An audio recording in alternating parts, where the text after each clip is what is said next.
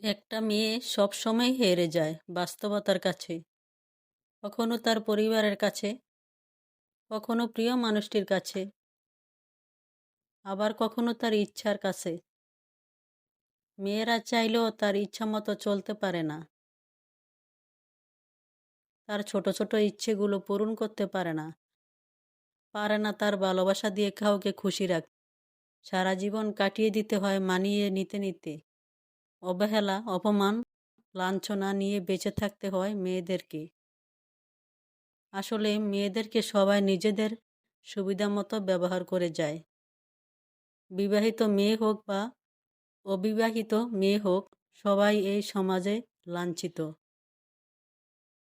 কেউ তাদেরকে তাদের মতো বুঝতে চেষ্টা করে না। এটাই হয়তো মেয়েদের জীবন।